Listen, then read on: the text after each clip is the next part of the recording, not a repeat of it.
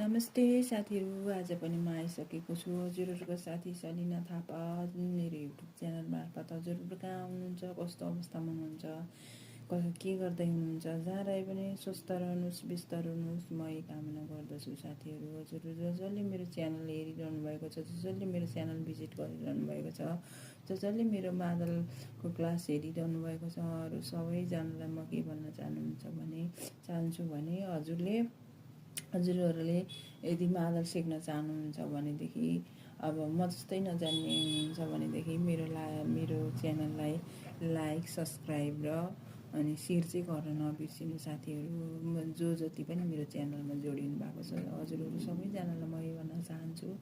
अनि मैले के सिकेँ भनेर अगाडि के सिकेँ भनेर हेर्न चाहनुहुन्छ भने चाहिँ मेरो भिडियोलाई चाहिँ सब्सक्राइब चाहिँ गर्नुपर्ने हुन्छ साथीहरू। सब्सक्राइब गर्नुभयो भने मैले जे सिके पनि हजुरहरूको मोबाइलमा आइहाल्छ, मैले भिडियो हाल्ने बित्तिकै। भन्दै आज चाहिँ मैले हिजो र अस्तिको भिडियो हालिनँ साथी। किन भन्दाखेरि अब दिनदिनै भिडियो हाल्दाखेरि प्र्याक्टिस गर्ने टाइम पनि नहुने रहेछ। जस्तै आज मैले एउटा कुरा सिकेर आएँ, अब त्यसलाई प्र्याक्टिस गर्नलाई 1-2 दिन त लाग्छ नै। 2 दिनमा अलिअलि हुबहु केही प्र्याक्टिस गर्न सकिन्छ। त्यसैले साथीहरू, अब भिडियो चाहिँ दिनकै हाल्नुभन्दा नि 1 दिन बिताएर अथवा 2 दिन पछाडि हाल्दाखेरि चाहिँ ठिक हुन्छ जस्तो लाग्यो। किन भन्दा अब मैले पनि प्र्याक्टिस गर्नु पर्यो साथीहरू। अब मैले हिजो सिकेको कुरा अब आज मैले प्र्याक्टिस गरेर हजुरहरूको माझमा देखाउँदैछु। त्यही हो साथीहरू। त्यही भएर हजुरहरू पनि मजाले मिहिनेत गर्नुहोस्, प्र्याक्टिस गर्नुहोस् होइन। यदि मादलै सिक्छु भन्नु चाहनुहुन्छ भने म पनि सिक्दैछु, मलाई पनि केही आउँदैन। मैले पनि राम्रोसँग बजाउन सक्दिनँ, मेरो पनि हात बसेको छैन।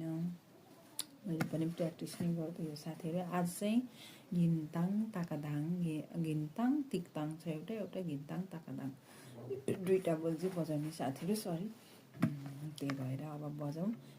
घिन भनेको यताबाट घिन भइहाल्यो, अनि ताङ यो भइहाल्यो सानो भागतिर, अनि ताक ता र क एकैचोटि थाक गरेर हान्ने, सानोपट्टिको र यो 3टा र यतापट्टिको थाक गरेर हान्ने, अनि दाङ गर्दा एकैचोटि घिन र ताङ गर्दा दाङ हुन्छ।